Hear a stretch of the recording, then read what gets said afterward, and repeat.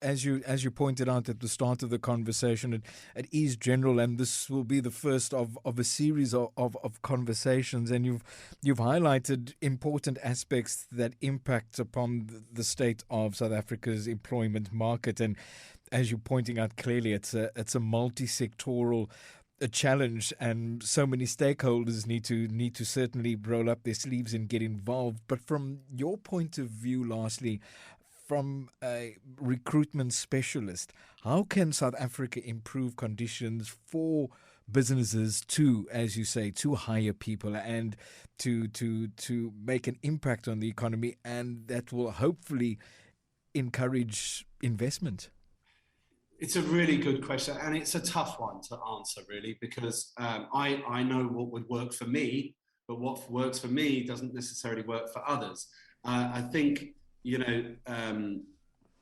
there's a couple of things that could be done, and I'm sure the thing is, I'm sure if you had someone on from the governing party here, they would tell me they would shoot me down straight away and tell me of all the grants that are available and schemes that are being run, but I'm just not aware of them. And I've Googled and I've tried to look and I've asked people, but I just haven't found them. But there is a number of things that we can do. Public sector, first of all and foremost, is a whole conversation on its own. And I think you should have another conversation where you have someone like me on from the private sector, but also others from the public sector as well. Because, I don't really understand. Well, I do understand. The government here has its history in its. I'm going to be really polite here. In a sort of more left of centre. I'm not sure that works anymore. For a country that's got 97.3% of its revenue leaving the country in debt, can the country afford to have huge public sector departments where there's clearly a lot of wastage? And this is not about the people that are in it. The people that are in it are probably just sound people that want to get on with their day job, and are probably uninspired because there's about 1 million people in each department and they don't know what they're supposed to do, and it needs to be restructured. And that's not me saying people need to lose their jobs at all. I'm talking about the whole of it needs to be restructured, but there are people out there that are better qualified to discuss public sector with me than me. But on the private sector side of things, again, go back to the Singapore example, and please don't forget one of our African countries and brothers and neighbours, Rwanda, which is doing great work on their economy and on their and on ESG and on their employment figures and various other, have come out and stated they want to be the Singapore of Africa. Now, there's no reason why South Africa, which with the large economy that we do have, can be that. We can learn from the best, is what I'm trying to say. We can go around, look at Asia. Look at all those countries in Asia that have been growing rapidly over 20 years, 25, 30 years. South Korea, China, obviously, Singapore, Indonesia. Have a look at what they're doing, and we may be able to borrow some. But most importantly, you have to encourage, you have to have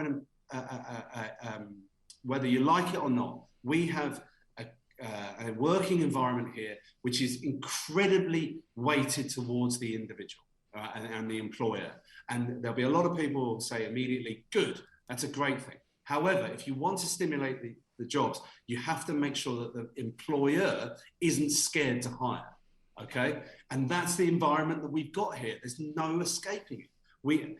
Employers are frightened to take people on because there are no, again, Singapore, training subsidies that they could give, tax incentive subsidies for hiring more locals. These are easy things, relatively easy things to implement, but we don't have that. What I'm trying to say is less stick, more carrot.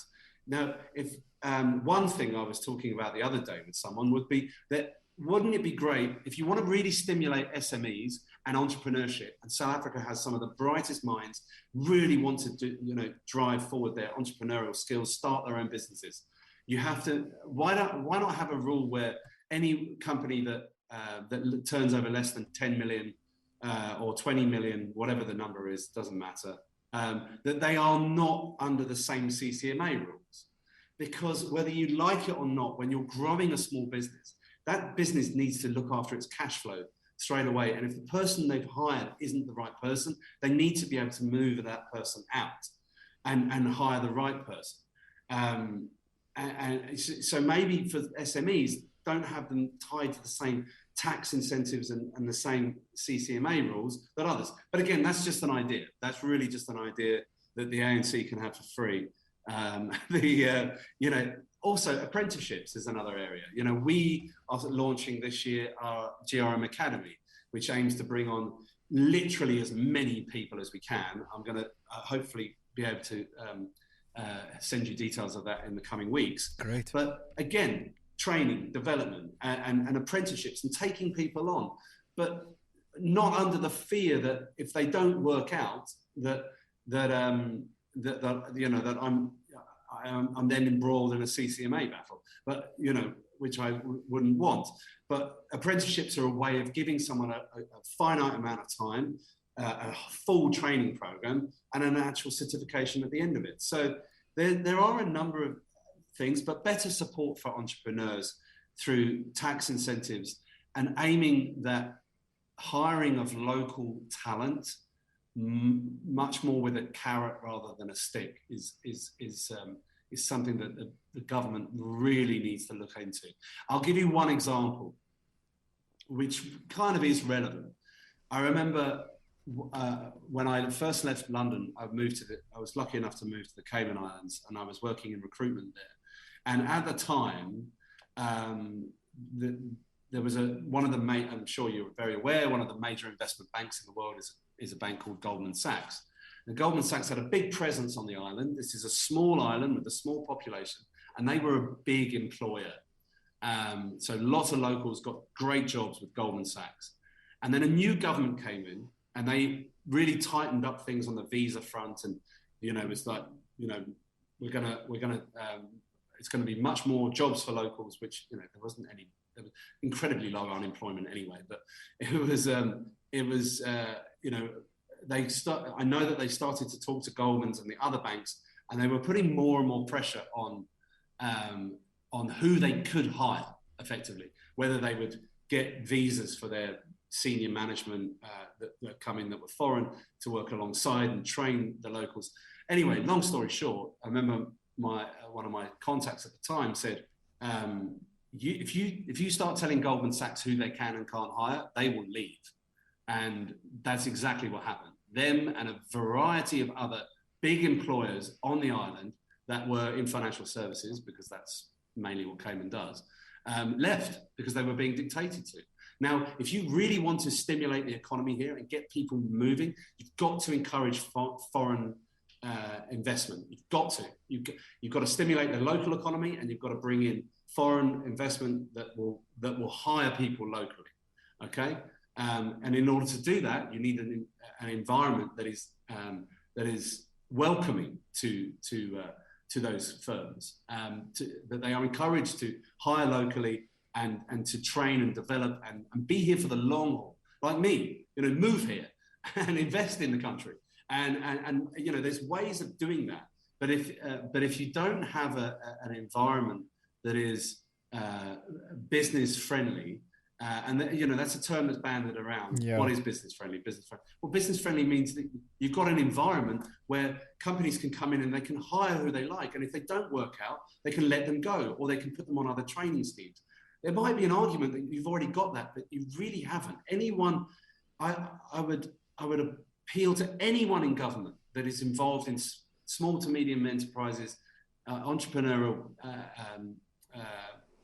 schemes, or anything to do with business in general and in the employment sector. Go and spend some time with businesses. Spend your time listening to employers, and they will say exactly what I'm saying here. You need to create a better environment that, without that fear factor that it has, that we currently have, that will encourage further investment. And you know, and creating an environment for entrepreneurs, for young entrepreneurs coming out of university, that where they're not scared to make a mistake.